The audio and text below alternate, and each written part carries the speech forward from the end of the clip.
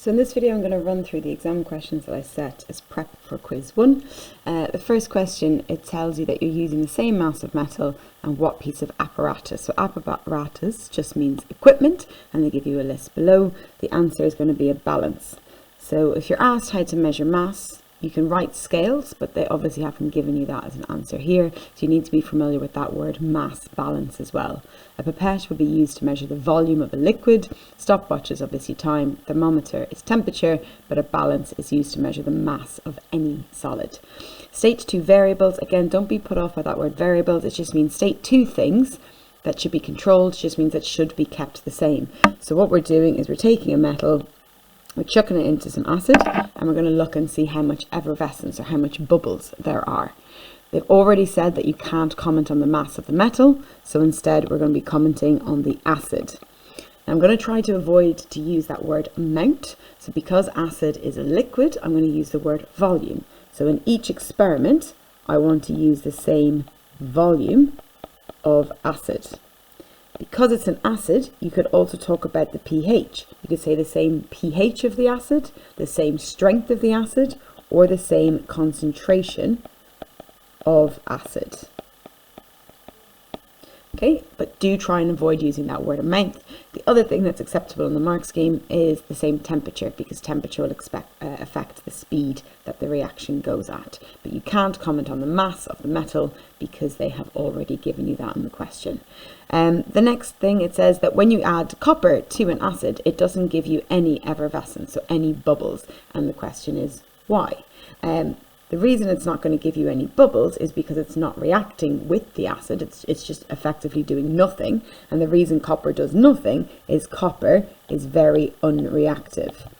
So copper is so unreactive that the chemical reaction does not take place and hydrogen is not produced, and therefore you don't see bubbles. So copper is just unreactive. It's not reacting at all. You're asked to fill in state symbols, okay? You're told that magnesium chloride is a solution, okay? So MgCl2 is magnesium chloride. If it's a solution, then it's AQ. And you're told hydrogen is a gas. If it's a gas, your state symbol is G. The next one is a balancing one, slightly harder than the ones we did in class, but the same process will apply. I'm going to start with iron. So on the left hand side, I have got 2 multiplied by 2. I have got 4 irons. We are always multiplying those numbers. If I've got 4 irons on the left and I want 4 on the right, I need to put a big 4 in front of the Fe. By putting that 2 in front of iron oxide, I'm also affecting the number of oxygens I have. So I've got 2 multiplied by 3, I've got 6 oxygens. So it's always multiplied. 6 oxygens. To get 6 oxygens on the right hand side, you can see I've only got 2 at the moment. All right. You might think, oh, then I need another 4 more. 4 plus 2 equals 6. Okay. But remember, it's always multiplied. So instead of putting a 4 there, I'm going to put a 3, because 3 multiplied by 2 is 6 oxygens. By putting that 3 there, it's also going to affect the number of carbons. So I've now got 3 carbons. So 3 times 1 is going to be 3 carbons. To get 3 carbons on the left, I need to put a big 3 there. So that is a slightly harder one, okay? Well done if you got that right without any help. The next one, you have to actually complete a balanced equation. They've given you the symbol for sodium. They've asked you to fill in the symbol for fluorine. Now, if you go to your periodic table, you'll find fluorine, and you'll see the symbol is F. Okay, it's not Fl, it's F. But the thing to note about fluorine is it's diatomic. Okay, if it's in group 7, then it's what we call diatomic. And when it's an element, when it's by itself, not bonded to any other element, we always write it as F2. So you get 1 mark for filling in F2, and then you get 1 mark for balancing. So I can see I've got 2 fluorines now on the left. To get 2 on the right, I need a big 2 there, and that gives me 2 sodiums on the right, 2 sodiums on the left. The next question, you're asked to write a word equation. Because it's a word equation, you don't need to write any symbols or any chemical formula. It says calcium burns in air to form calcium oxide. So calcium is reacting with air to form calcium oxide. Now, if you write calcium plus air, you're not actually going to get the mark. You need to say what part of air calcium is reacting with, because air is made of oxygen, it's made of nitrogen, it's made of carbon dioxide. And if you look at what you're forming, calcium oxide, it's hopefully pretty obvious what part it's reacting with. It must be reacting with the oxygen in the air to form calcium oxide. So you don't need any symbols, therefore you don't need to balance, and that's what you need to do. You get 1 mark for the left, 1 mark for the right. The next question looks a bit weird, but effectively all you need to be able to do is count. So they tell you that hydrogen molecules, H2, is represented by this little 2 black dots together. So if I go and count, I can see I've got 1, 2, 3, 4, 5 of those H2s. And if I look after the reaction, I'll see I don't have any of those H2s left. There's no the 2 black dots are not together on the right hand side, which means all of my hydrogen molecules are gone.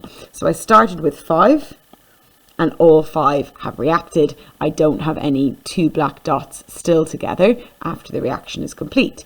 If I look at the white circles represent chlorine, and I've got 1, 2, 3, 4, 5, 6, 7, 8 on the left hand side.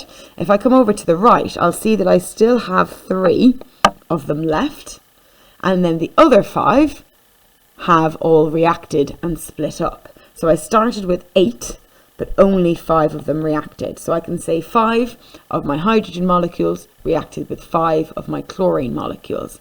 And I put that as a ratio of 5:5, but you're asked for the simplest possible ratio, and I can simplify that from 5:5 to 1:1, and that's going to be your answer.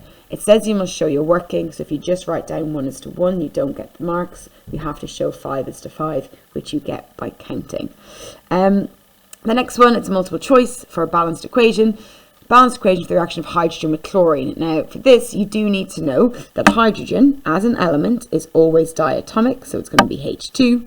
Chlorine is always diatomic, it's going to be Cl2, and hydrogen chloride is going to be HCl. So this relates to the question above, okay? And you can see from the question above that hydrogen is H2, chlorine is Cl2, and hydrogen chloride is HCl. So you were also provided with that information. So if I come down here, all right, it can't be A because it's not H2. It can't be B because it's not Cl2. It could be C. It could be D. I just need to check the balancing, okay? So for C, I've got 2 hydrogens on the left, 2 on the right, 2 chlorines on the left, 2 on the right. So C gives me the correct formula and it gives me the correct balancing, okay? If I look over here, 5 2s, 10 hydrogens and 10 hydrogens, that's okay. But 8 times 2, 16 chlorines and only 10 chlorines on the right, that's not balanced. So D is going to be incorrect. Which symbol on a toxic gas?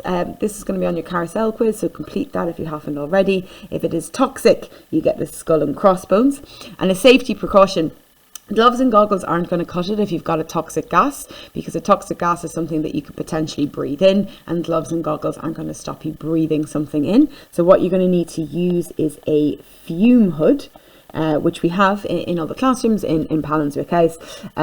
You do the experiment in the fume hood and all those toxic fumes are pulled away and you're stopped breathing it in. You could write a gas mask. It's a little bit more extreme, but a gas mask would also work. Not just a face mask, would have to be a proper gas mask to protect you against a toxic gas. The next one, a safety precaution. This doesn't involve anything toxic. You've just got an acid reacting with an alkali, just like what we would have done in year 10. So in this one, saying gloves, saying goggles is fine. And the last one, an improvement to step 4. So in step 4, when they're measuring out the solid, they're just using a spatula. So they're just measuring it out quite roughly. As we saw in question 1, if you want to measure a solid, you should get the mass, and you should get the mass using a mass balance. So you're going to say use a mass balance, and you can use the mass balance to weigh out the mass of the solid instead of just using a spatula. Okay, so that's the last question, but if you've got any further questions before your quiz, come to N32 and find me.